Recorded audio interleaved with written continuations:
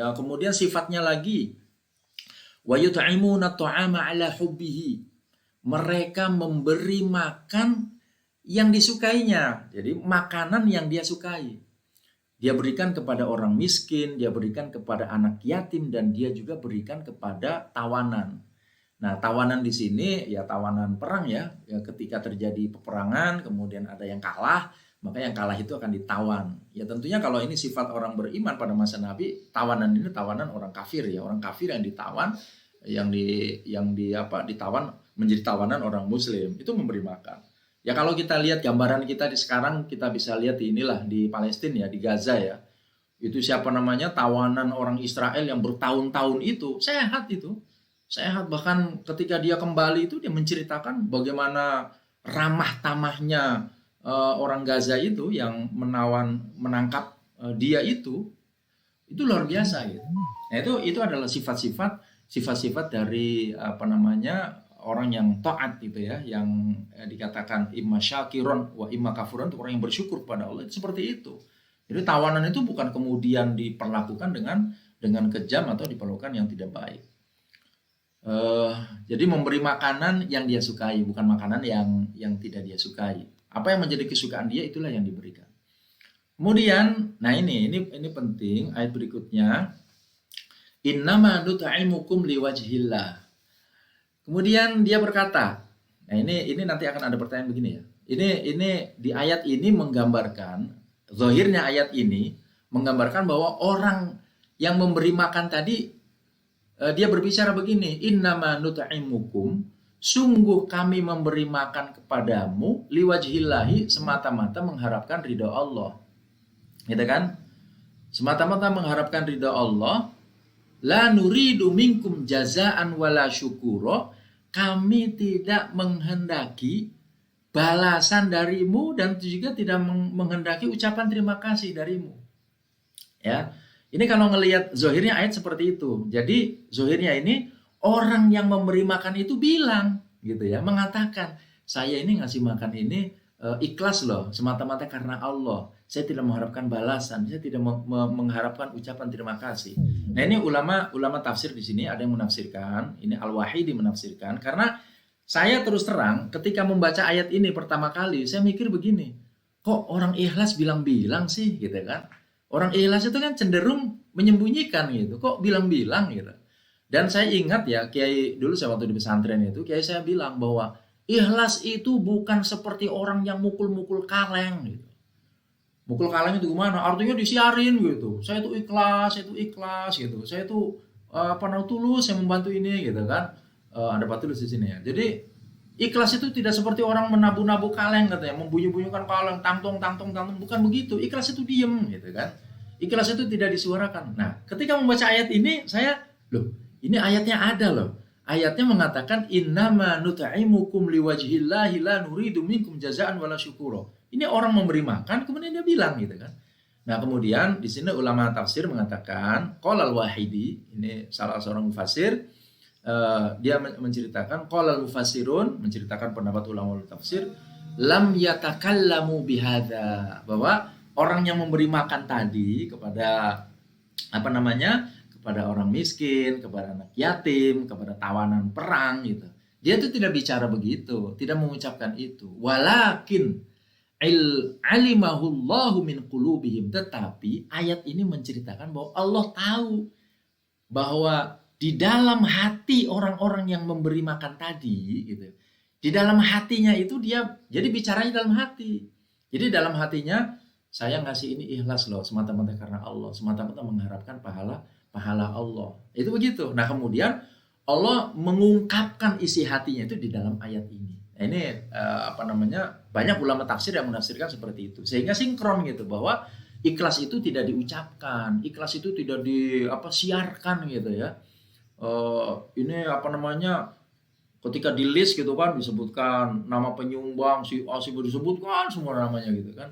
Ya, itu ikhlas itu tidak seperti itu. Kalaupun di dalam ayat ini digambarkan ya, diungkapkan ucapan orang yang memberi makan itu dengan ucapan seperti itu ulama menafsirkan bahwa itu Allah yang mengetahui, kemudian di dalam hati mereka seperti itu, kemudian Allah ungkapkan di dalam ayat ini. Nah, kesempatan ini sebagai penutup ya, sebagai penutup untuk ayat ini, saya ingin menjelaskan begini, bahwa kita itu boleh nggak sih kalau kita ngasih apa namanya, kalau kita berbuat amal itu pengen surga gitu. Seperti ini kan ayat ini menggambarkan tentang balasan ya, balasan orang-orang yang taat, orang-orang yang ikhlas, orang-orang yang taat gitu kan. Kemudian boleh nggak sih kalau kita taat itu mengharapkan itu semua gitu, mengharapkan nanti ada dapat minuman yang surga seperti itu. Kemudian nanti di bawah setelah ini kan akan dijelaskan tentang balasan-balasan yang lainnya itu.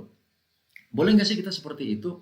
Ya boleh gitu ya. Karena apa? Karena ikhlas itu memang bertingkat ya. Orang yang ikhlas itu bertingkat-tingkat. Ada orang yang melakukan taat itu, amal itu seperti pekerja. Ya anggaplah saya lah PNS gitu kan. Kenapa sih rajin masuk? Ya karena kalau nggak masuk nanti ada catatan buruk. Kalau ada catatan buruk nanti akan ada punishment. Kalau ada punishment nanti nggak naik pangkat gitu kan. Nanti apa namanya bisa juga pangkatnya diturunkan, bisa juga tidak dikasih remunerasi dan lain sebagainya gitu kan. Jadi ini ada orang yang melakukan taat seperti itu. Jadi taatnya itu karena rasa takut gitu. Kenapa sih kok rajin? Oh iya supaya nanti karir naik, supaya nanti dapat bonus dan lain sebagainya gitu. Sama ketika ada orang sholat, kenapa sih kamu sholat? Oh iya saya sholat supaya saya dapat pahala banyak. Saya sholat berjamaah supaya dapat 27 kali lipat. Kemudian lagi kenapa saya sholat? Ya saya takut kalau kalau nggak sholat nanti saya diancam dengan neraka gitu. Nah ini ikhlas juga orang seperti itu. Jadi melakukan taat sama seperti orang kerja tadi. Nah, itu kan. Ya tapi kan yang ditakuti, yang diharapkan Allah juga gitu kan. Seperti itu. Kemudian ada yang orang melakukan taat itu, melakukan amal itu seperti pedagang. Jadi hitung-hitungan gitu. Kalau saya baca baca zikir satu kali nanti pahalanya sekian. Kalau saya baca ayat Al-Qur'an satu huruf aja 10 apa namanya? Satu huruf itu satu kebaikan 10 kali lipat. Waduh, kalau saya baca Bismillahirrahmanirrahim aja ada 19 huruf. Waduh, pahala saya banyak sekali. Udah saya baca satu halaman itu. Ini pedagang ini. Jadi hitung-hitungan gitu. Kalau saya baca baca sekian dapat pahalanya sekian gitu kan. Kalau saya sholat sendirian pahalanya segini, kalau berjamaah pahalanya segini. Jadi hitung-hitungan. Sedekah juga 700 kali lipat dan lain sebagainya gitu. Ya nggak apa-apa, itu ikhlas juga. Toh mengharapannya juga dari Allah juga gitu kan. Lipatan-lipatannya dari Allah. Nah, ikhlas yang tertinggi itu ketika orang beramal semata-mata karena dia bersyukur. Kenapa saya sholat? Ya karena saya bersyukur gitu kan. Saya ini betapa betapa Allah itu memberi nikmat kita luar biasa banyaknya gitu. Masa sih kita nggak bersyukur gitu kan. Nah sehingga kemudian apa namanya ini ikhlas, puncak ikhlas yang tertinggi. Makanya saya pernah mendengar ya ketika siapa namanya itu wali perempuan itu Robiah ya. Robiah Al-Adawiyah itu katanya saya melakukan amal tidak mengharapkan surga. Saya apa namanya meninggalkan maksiat bukan karena saya takut neraka. Justru katanya kalau saya beramal mengharapkan surga, mendingan saya masuk neraka aja gitu. Nah itu ketika kita membaca itu kok begitu sih gitu kan. Padahal Robiah ini seorang ulama gitu, ulama besar. Saya baru mendengar penjelasannya itu dari Gus Baha. Jadi Gus Baha itu bilang begini, kenapa Robiah mengatakan seperti itu? Karena Robiah Adawiyah itu dia melakukan amal itu, taat itu semata-mata mengharap cintanya Allah saja. Sampai-sampai dia bilang, ya Allah, kalau saya beramal mengharapkan surga, mengharapkan balasan-balasan surga yang menjanjikan itu, ya udah saya masukin neraka aja gitu. Kenapa? Karena surga yang engkau ceritakan di dalam ayatmu itu adalah makhluk. Kalau saya beramal mengharapkan surga, berarti saya beramal mengharapkan makhluk. Ngapain katanya? Makhluk itu nggak ada apa-apanya dibandingkan dengan cinta engkau ya Allah. Nah itu Robiah itu seperti itu. Jadi kawan sekalian, saya kira itu ya penjelasan tafsir surat Al-Insan pada pagi ini. Insya Allah nanti akan kita lanjutkan pada waktu yang lain. Demikian, Assalamualaikum warahmatullahi wabarakatuh.